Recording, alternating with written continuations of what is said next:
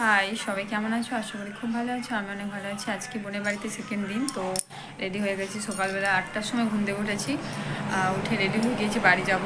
যেহেতু আজকে আমার ফ্রেন্ডের রাতে বিয়ে আছে, তো সবটাই শেয়ার করবো তোমার সাথে। তোমরা সবাই ভিডিওটা দেখবে, ভালো লাগলে অবশ্যই লাইক কমেন্ট শেয়ার করে দিও। আর এবার খাওয়া দাওয়া করে চলে যাব বাড়ি। মা বিকেলে যাবে, আমরা এখন চলে যাব। আমি আর বোন মিলে রেডি হয়ে বসে রয়েছি। চলো, দেখা হচ্ছে তোমাদের রাস্তায় বেরিয়ে। আর এইদিকে দেখো যে আমার মেজো বোন, মানে সংসারী মানুষ, তো প্রচুর কাজে ব্যস্ত থাকে সব সময়, বাড়ির কাজকর্ম করতে খুব ভালোবাসে, তাই আর কি। আর এদিকে আমাদের সকালে নাস্তা দিয়েছিল ঘুগনি আর মুড়ি। ঘুগনি তো আমার ফেভারিট, কিন্তু এখন যেন অতটাও খেতে ভালো লাগে না, কেন জানি না। তো এদিকে আমরা ঘুগনি আর মুড়ি খেয়ে বেরিয়ে পড়েছিলাম সকালে। প্রায় 9:30 বাজে, তখন অনেকটা লেট হয়ে গিয়েছিলো, আরও তাড়াতাড়ি আসার কথা ছিল। সেই 8টার দিকে বেরিয়ে বসেছিলাম। তো আমার বোনের বর দিতে এসেছিলো, তো আমাদেরকে দিয়ে এসে বাড়িও চলে গিয়েছিল। আর আমি আমার ছোটো বোন দুজনে গল্প করতে করতে, মানে বাড়ির সামনে দিয়ে গেছিলো, বেশি রাস্তা বাকি ছিল না, তো দুজনে গল্প করতে করতে হেঁটে হেঁটে আসছিলাম। আমার ছোটো বোন আমার সাথে থাকলে তো আমার আর কোনো চিন্তা বা কোনো টেনশন হয় না। সেই কারণে আমরা দুজনে খুব মজা করতে করতে রাস্তা দিয়ে হাসতে হাসতে আসছিলাম। আমার ছোটো বোন এমন এমন কথা বলে যে মানে না হেসে থাকা যায় না। আর এই রাস্তাগুলো অনেক দিনের চেনা, অনেক দিনের পুরনো। আগের বারে যখন ছিলাম তো এগুলো খুব খারাপ রাস্তা ছিল, মাটির রাস্তা, যাওয়া যেত না। এখন সব পাকা হয়ে গেছে, মানে আর কোথাও যেতে কোনো অসুবিধা হবে না।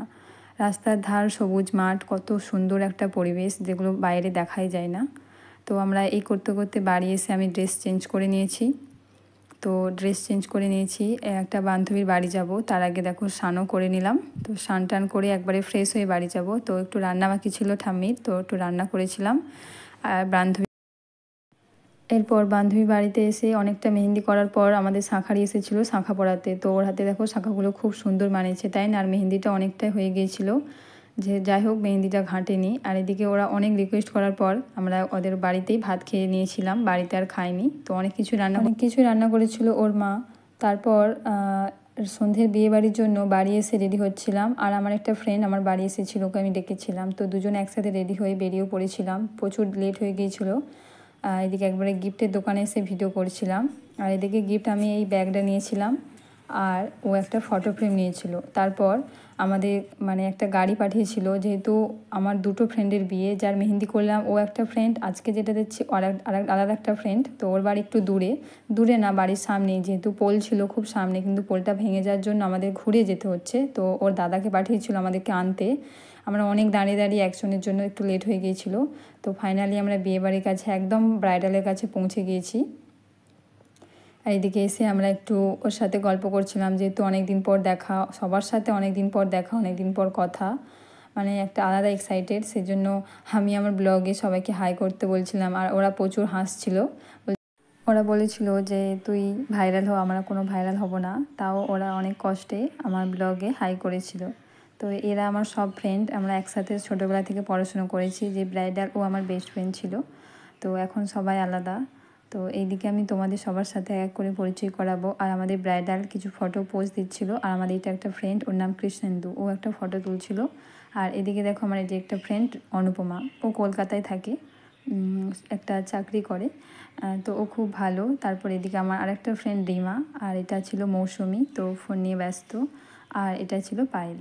তো সবার সাথে তোমাদের পরিচয় করালাম। আর এদিকে যে ফ্রেন্ডটা, ওর নাম কৃষ্ণেন্দু, ও একটু মুখ দেখাচ্ছিল না, একদম লজ্জা পাচ্ছিল। আর যে হাই করছে ওটা আমার ননদিনী, তো ওটা আমার ফ্রেন্ড, ননদ সবই বলতে পারো।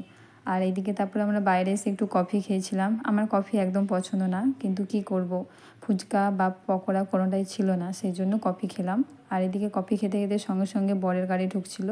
আর আমার ফ্রেন্ডরা এদিকে একটু নাচানাচি করছিল লুকিয়ে লুকিয়ে, যেহেতু এখানে সবাই নাচানাচি করে না, সেই জন্য ওরাই লুকিয়ে লুকিয়ে নাচানাচি করছিল। আর এদিকে বরযাত্রী সবাই এসে গিয়েছিল। তো আমি অনেক কষ্টে বড় একটা ভিডিও ক্যাপচার করেছি, সেটাই তোমার সাথে শেয়ার করেছি। সবটাই মিউট, যেহেতু কপিরাইট আসবে, গান বাজছে, সেই জন্য সবটাই মিউট করে ভয়েস দিচ্ছি। আর এদিকে আমাদের কাকিমা বর বরণ করছিল।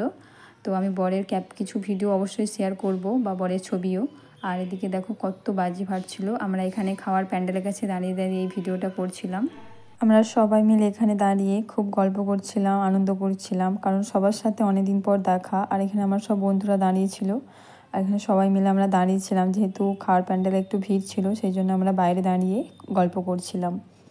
এতটা মজা করেছি ধারণার বাইরে, তোমরা ভিডিওটা দেখলে অবশ্যই বুঝতে পারবে। তারপর আমরা ভেতরে চলে আসলাম প্যান্ডেলে খাওয়ার জন্য। এখানে খেতেও বসে পড়েছি। আমাদের প্রথমে দিয়ে দিয়েছিল স্যালাড, বেগুনি আর লেবু।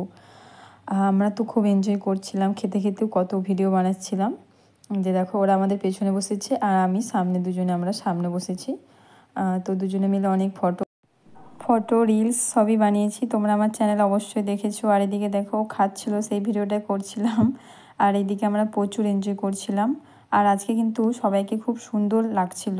আর আমার মেকআপটা কেমন হয়েছে তোমরা অবশ্যই জানিও। তারপর আমার পাতের অবস্থাটা ঠিক এরকম ছিল।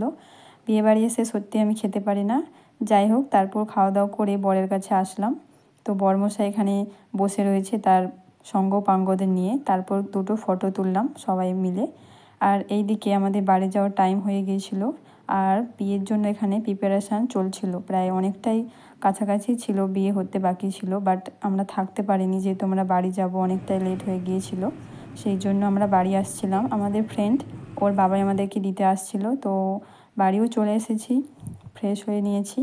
চলো আজকের মতো টাটা, দেখা হচ্ছে নেক্সট কোনো ব্লগে। সবাই ভালো থেকো, গুড নাইট।